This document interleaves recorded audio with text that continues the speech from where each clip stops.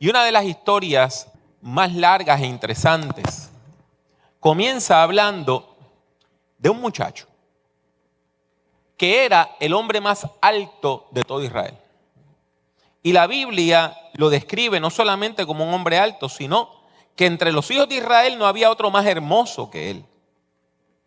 Y de hombros para arriba sobrepasaba a cualquiera del pueblo. Le damos la bienvenida a Prediquemos, un podcast sobre la predicación, el liderazgo y la teología pastoral. Con ustedes, el doctor Pablo A. Jiménez.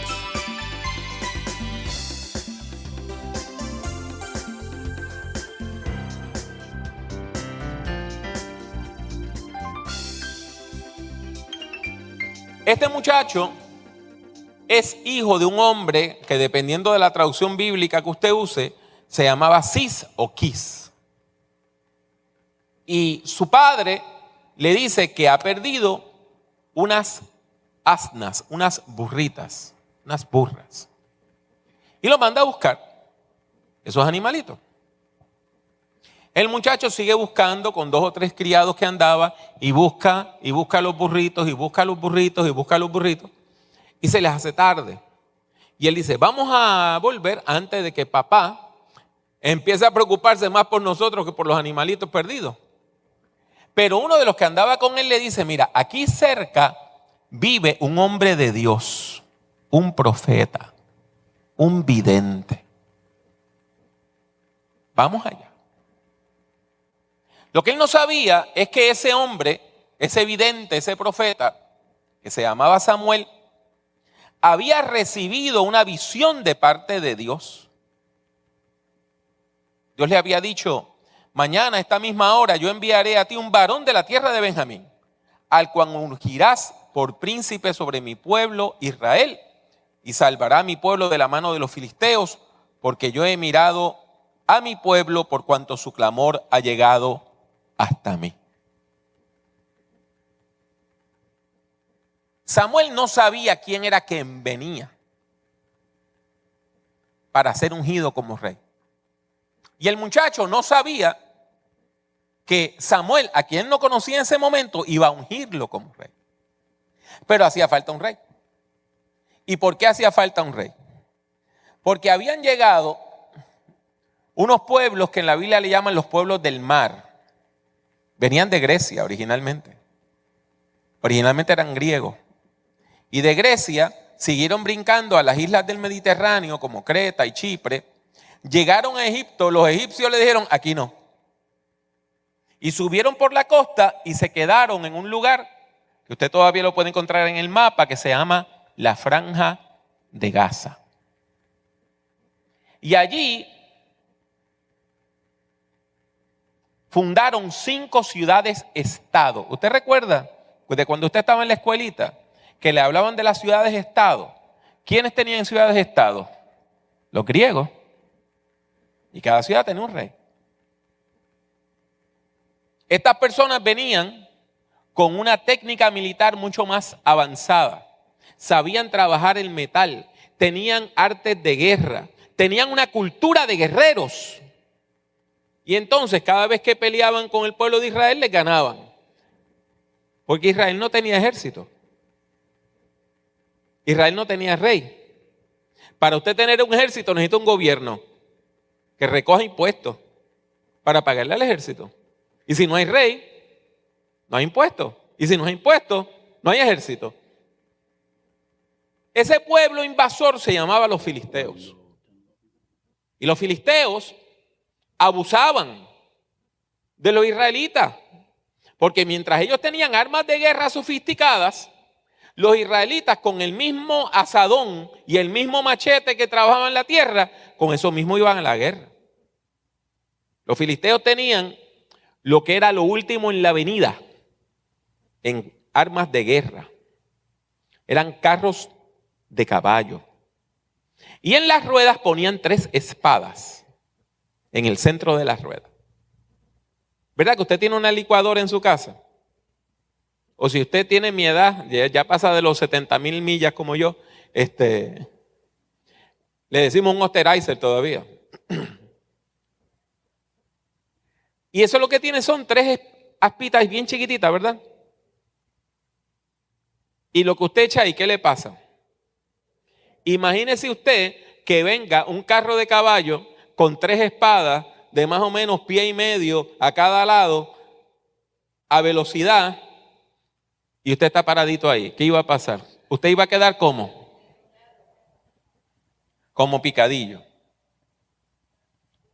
El pueblo se cansó y le dijeron a Samuel: pídele a Dios que nos mande un rey. Y se supone que Israel no tuviera rey porque su rey era Dios. Pero Dios dice: vamos a permitirlo. Dios lo permite. Este muchacho que se llamaba Saúl llega a la casa de Samuel.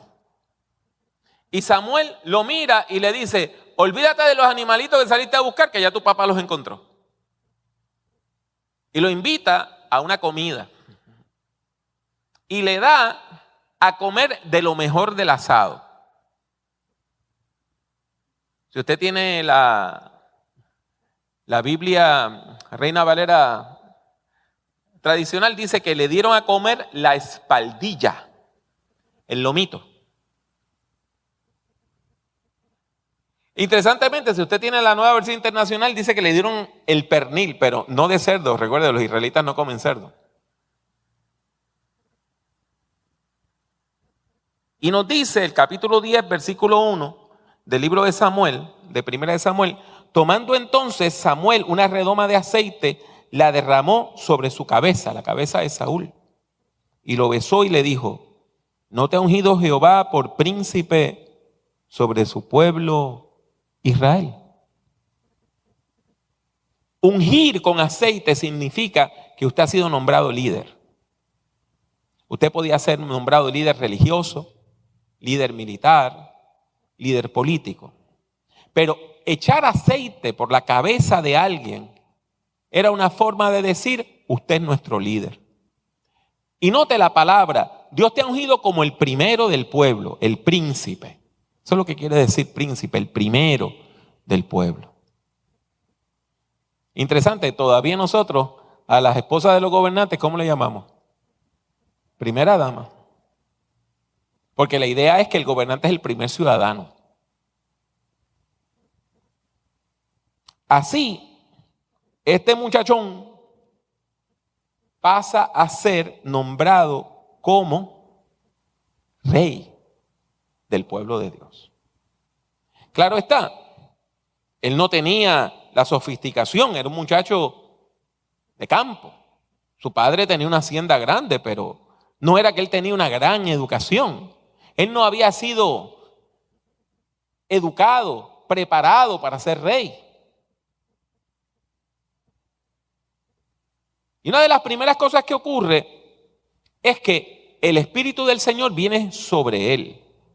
Cuando el Espíritu de Dios viene sobre una persona, es para capacitarla para hacer cosas extraordinarias. En el Antiguo Testamento el Espíritu Santo venía y se iba.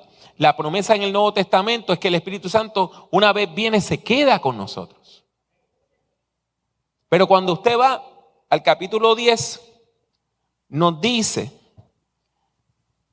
que en el versículo 6 ya había una profecía de que Saúl iba a recibir el Espíritu Santo. Entonces el Espíritu de Jehová vendrá sobre ti con poder y profetizarás con ellos y serás mudado en otro hombre. El Espíritu Santo lo iba a transformar. Versículo 9, aconteció luego que al volver él la espalda para apartarse de Samuel, le mudó Dios su corazón, Dios le cambió el corazón. Y todas estas señales acontecieron aquel día. Y cuando llegaron allá al collado, he aquí la compañía de los profetas que venía a encontrarse con él. Y el Espíritu de Dios vino sobre él con poder y profetizó entre ellos. Y aconteció que cuando todos los que le conocían antes vieron que profetizaba con los profetas, el pueblo decía el uno al otro: ¿qué ha sucedido al hijo de Cis? Saúl también entre los profetas. Y alguno de allí respondió diciendo: ¿Y quién es el padre de ellos? Y por esta causa se hizo proverbio también Saúl entre los profetas. Así que note cómo Dios va preparando a este muchacho. Lo nombra rey. Después de nombrarlo rey, lo unge para ser profeta y hablar en nombre de Dios. Y viene la primera gran prueba contra los amonitas. Y Saúl, que lo único que tenía era estatura, se gradúa como líder militar y dirige al pueblo a una victoria. Todo parece bien. Todo parece bien. El muchacho empezó bien. ¿Qué pasó? ¿Qué pasó? Que empezar bien no quiere decir que usted va a terminar bien. Que nosotros en la vida vamos a encontrar desafíos y pruebas. Y el que usted comience con una buena intención no quiere decir que usted no se va a corromper en el camino. La corrupción no viene de golpe. Viene de pasito a pasito. Ese líder político que termina preso, al principio rechazó todo lo que le ofrecieron. Pero poquito a poco dijo, eso no es nada. Y agarró un poquito más. Y después agarró un poquito más. Y después agarró un poquito más. Y llega un momento que entonces siente que la gente le debe. Y que él puede hacer las cosas que las otras personas no pueden hacer. Que las cosas por las cuales a usted lo meterían preso, él las puede hacer y se supone que nadie lo toque. Y uno no se da cuenta cuando está en esa situación que está cayendo en una situación de corrupción moral. Y la corrupción moral es corrupción espiritual. El que enseña mal vive mal, el que vive mal enseña mal. Usted no va a encontrar una persona que enseñe sana doctrina y viva de manera corrupta. Porque una cosa corrompe la otra.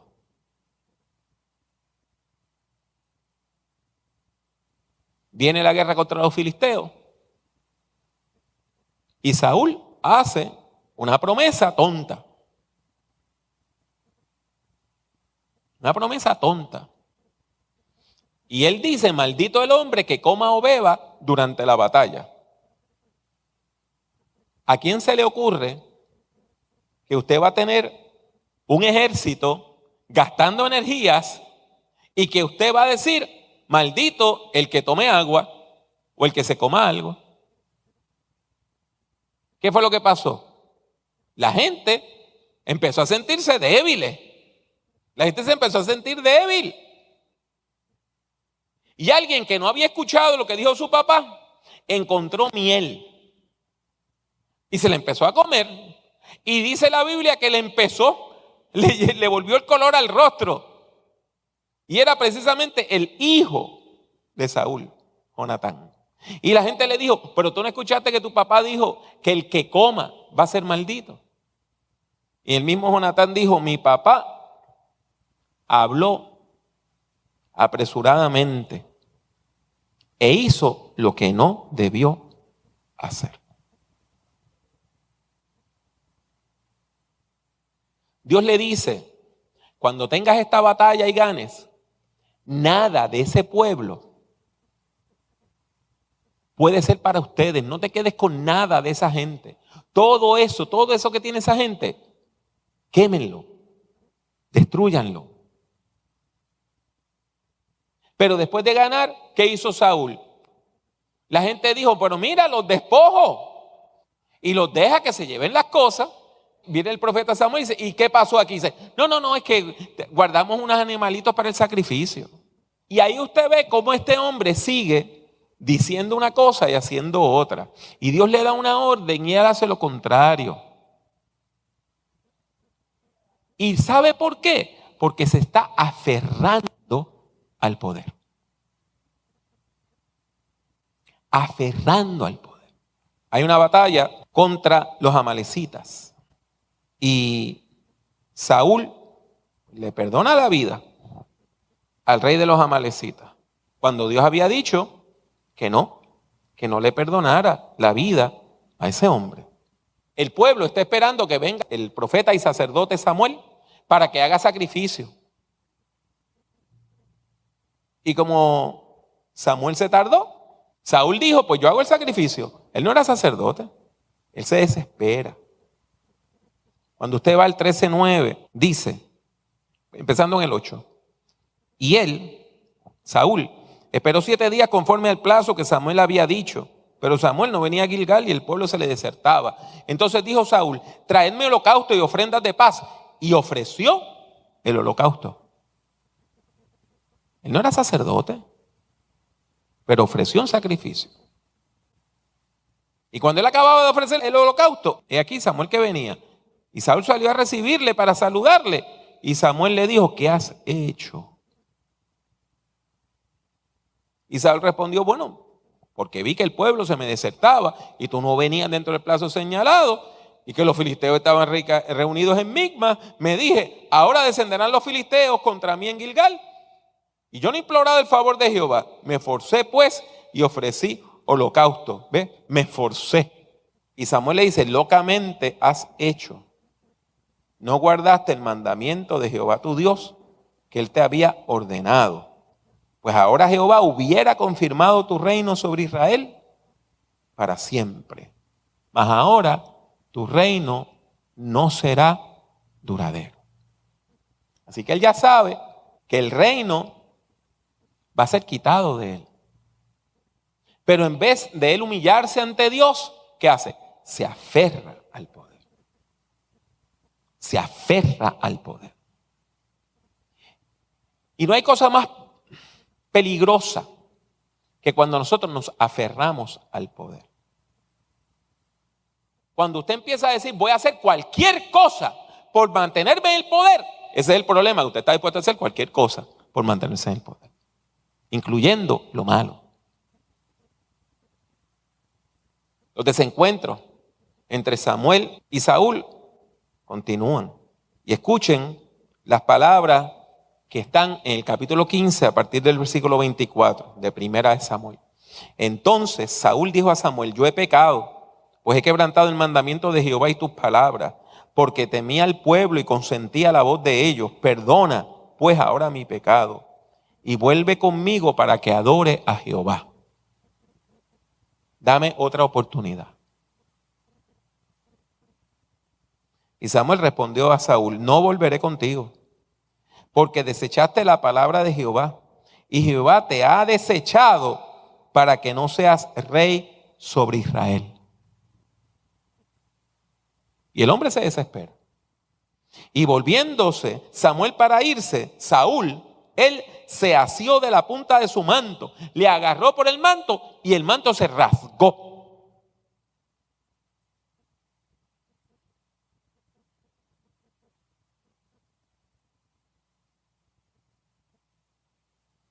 Entonces Samuel le dijo, Jehová ha rasgado hoy de ti el reino de Israel y lo ha dado a un prójimo tuyo mejor que tú.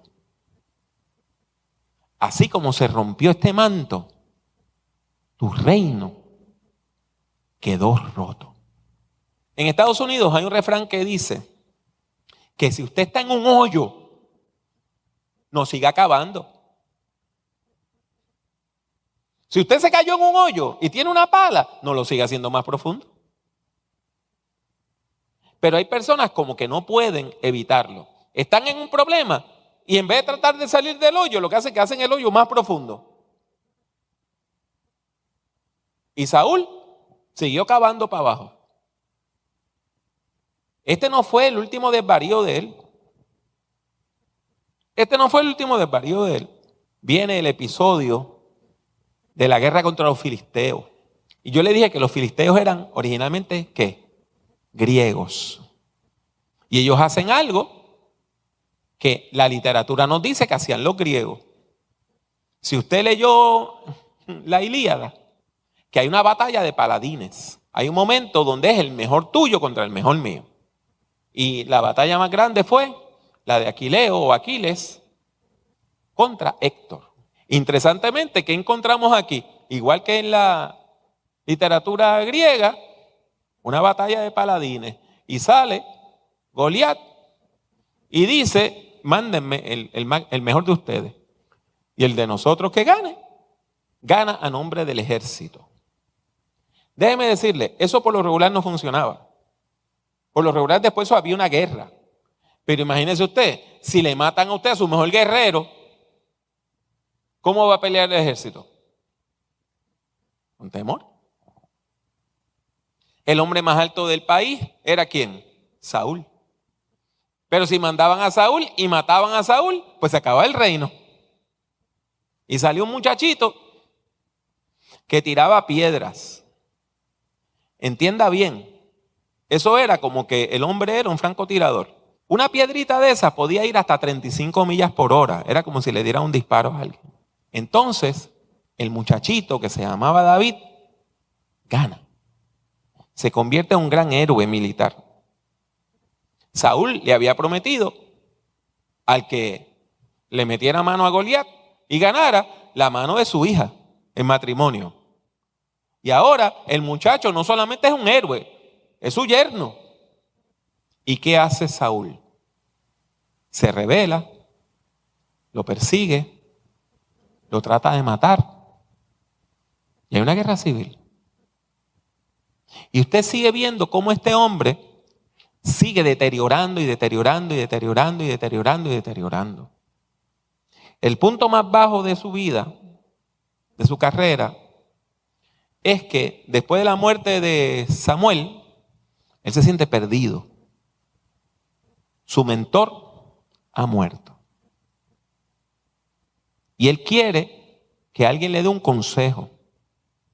Entonces lo que hace es que busca a una adivina, a una bruja, y va a donde doña Chana, allá a la bruja de Endor, y entonces le pide que le consulte a un muertito.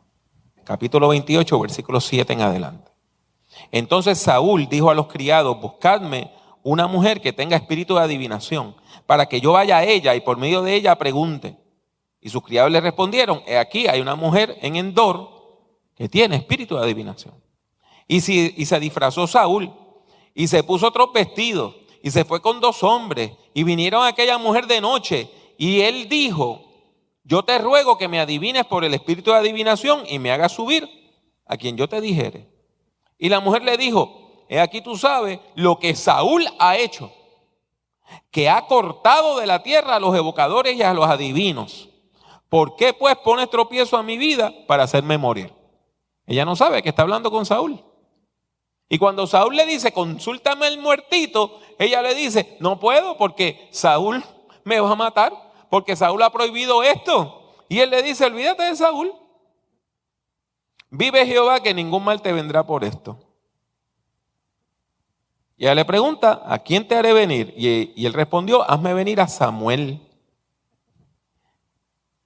Y cuando se manifiesta, la mujer le grita, ¿por qué me has engañado? Pues tú eres Saúl, profeta, rey y sacerdote. Saúl fracasó como profeta. Saúl fracasó como rey. Saúl fracasó como sacerdote. Unos 1000 años después, otro hombre joven, israelita, va a donde un mentor, así como Saúl, y ese mentor lo bautiza en el desierto. Juan el Bautista. Y ese muchacho se prepara para enfrentar un ministerio como nunca antes lo había habido en la historia del mundo. Para tomar un puesto de liderazgo como el que nunca antes alguien había podido ocupar. Después de su bautismo, el muchacho es tentado por Satanás en el desierto y vence la tentación. Como les dije ayer, este muchacho, Jesús de Nazaret, declara una misión que Dios le ha dado. Él tiene un sentido de visión y de misión. Dos cosas que son cruciales para ejercer el liderazgo. Y lo primero que hace es que anuncia que ha llegado el reino de Dios. O sea, lo primero que hace es ¿qué? Profetizar. Y no se convierte en un profeta más. Se convierte en el más grande profeta en la historia del mundo. Y Jesús ejerce un ministerio profético, anunciando que el reino de Dios ha llegado, que el año del favor de Dios se ha acercado, que Dios quiere bendecir y transformar. Pero no se queda ahí. La gente discierne que Él es mucho más que un profeta. El pueblo está esperando a alguien, el Mesías, y Mesías lo que quiere decir es el ungido. Mesías en hebreo es Cristo en griego. Y cuando Jesús le pregunta a sus discípulos, ¿quién soy yo? Ellos le dicen, tú eres el Cristo, o sea, tú eres el Rey. Ese es el título que le cuesta la vida. Cuando Jesús entra a Jerusalén, ¿cómo lo aclaman?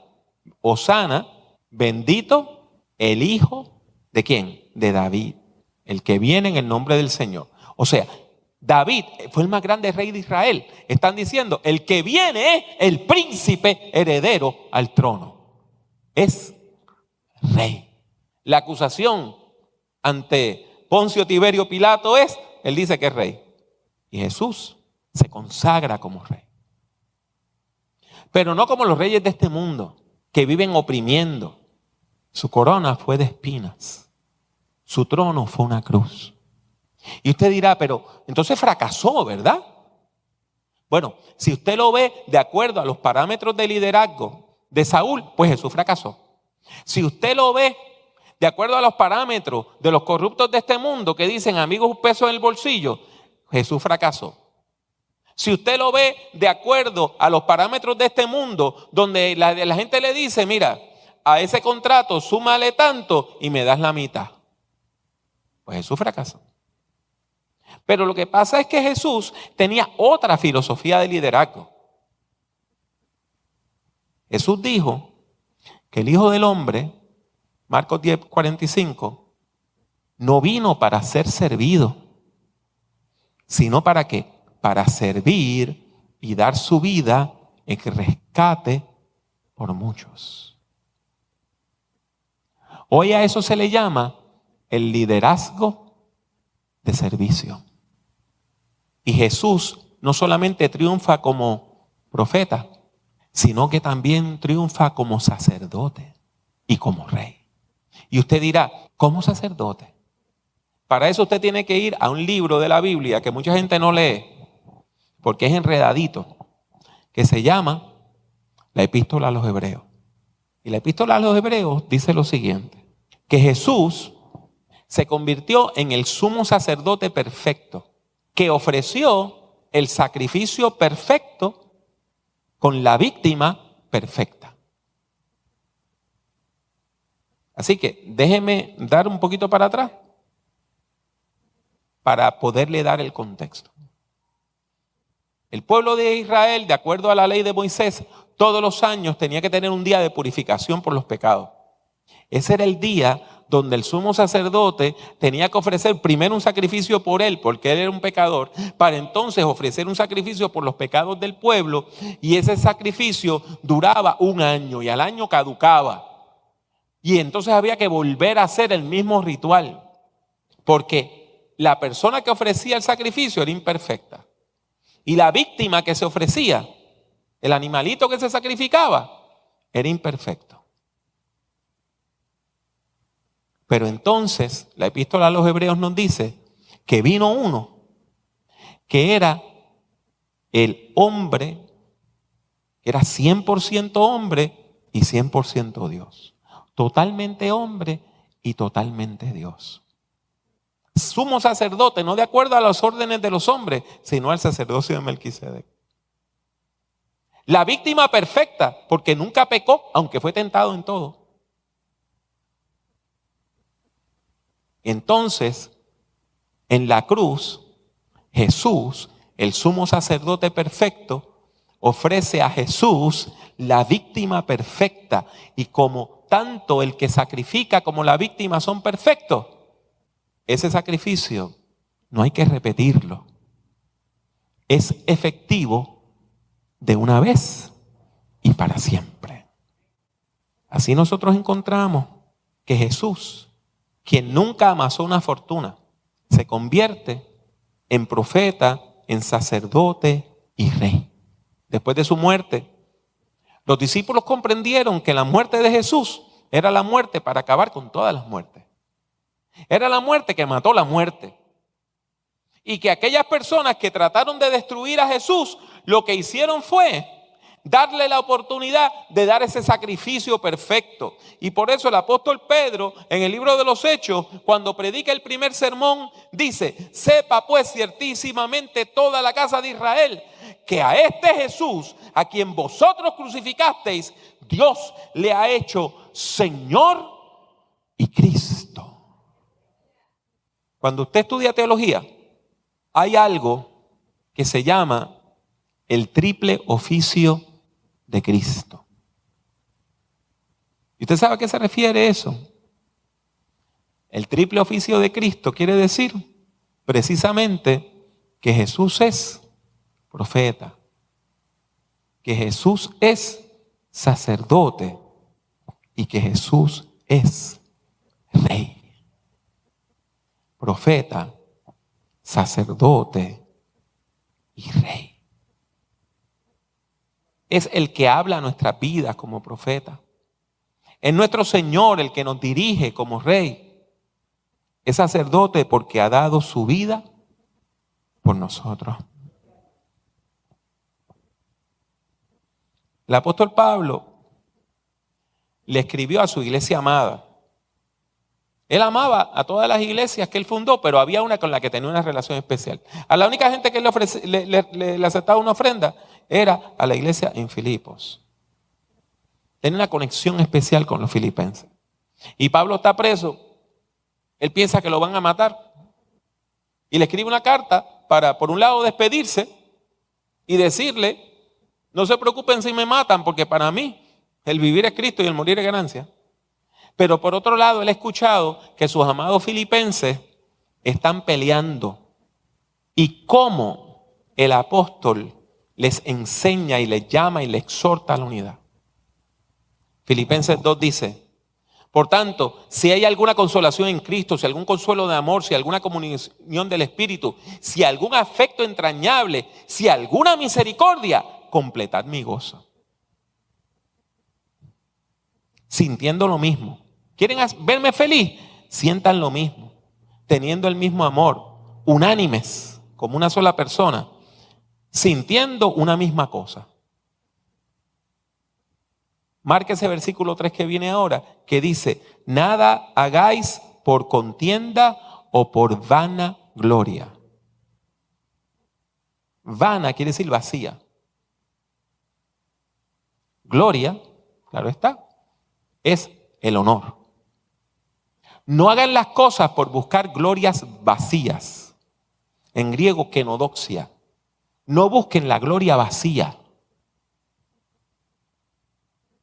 Antes bien con humildad, estimando cada uno a los demás como superiores al mismo, no mirando cada uno por lo suyo propio, sino cada cual también por lo de los otros.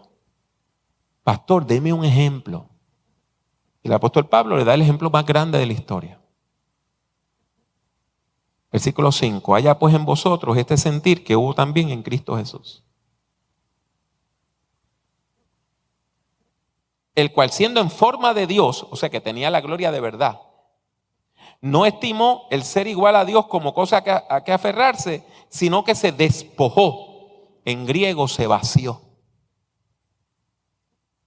¿Lo vieron?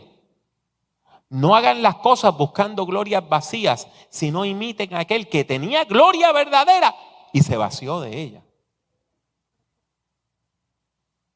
Tomando forma de siervo, hecho semejante a los hombres, y estando en la condición de hombre, se humilló a sí mismo, haciéndose obediente hasta la muerte y muerte de cruz. Por lo cual, Dios también le exaltó hasta lo sumo y le dio un nombre que es sobre todo nombre, para que en el nombre de Jesús se doble toda rodilla de los que están en los cielos y en la tierra y debajo de la tierra, y toda lengua confiese que Jesucristo es el Señor, para gloria de Dios Padre.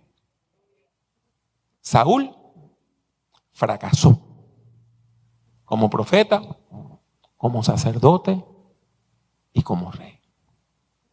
Jesús triunfó como profeta, como sacerdote y como rey. ¿Cuál es la clave? ¿Qué fue lo que marcó la diferencia? ¿Cuál es la diferencia entre usted fracasar como líder y triunfar como líder? El liderazgo de servicio. Pero para decirlo como lo dijo Jesús, de la manera como nada más Él ha hablado en la historia, en Lucas 17:33, y si usted quiere márquelo, ahí usted tiene la clave para el liderazgo. Todo el que procure salvar su vida, la perderá.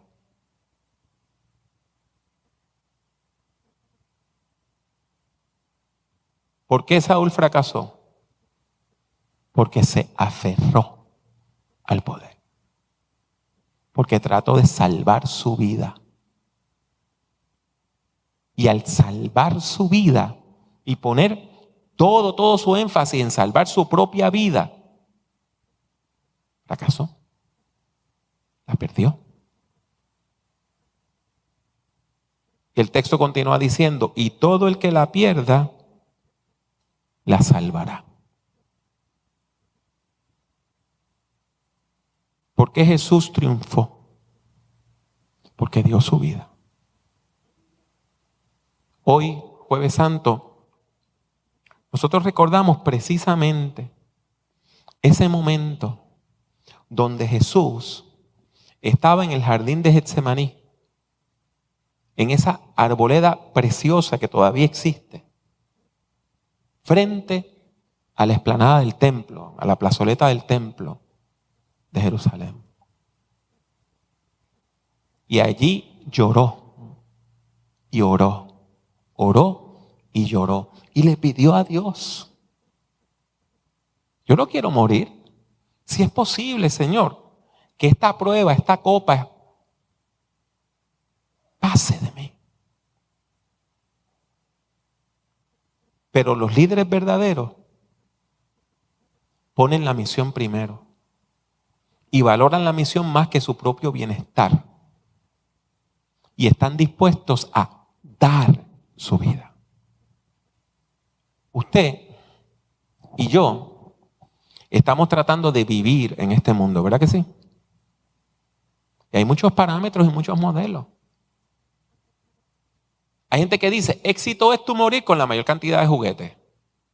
El que muere con la casa más cara y el carro más caro y más dinero del banco, ese ganó. El que amasa más poder, ese ganó. El que tiene más likes, ese ganó. El que tiene más followers, ese es el que ganó.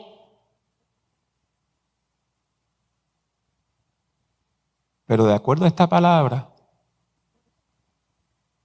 el que gana es el que entrega la vida. Es el que da la vida. Es el que está dispuesto a perder su vida por una misión.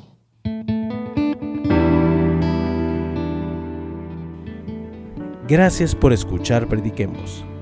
Puede encontrar otros escritos, audios y videos del Dr. Jiménez en su página personal www.drpablojimenez.com. Siga al Dr. Jiménez en Twitter, Instagram y YouTube. Sintonice Prediquemos y comparta nuestros enlaces con sus amistades. Que Dios le bendiga mucho y que Dios le bendiga siempre.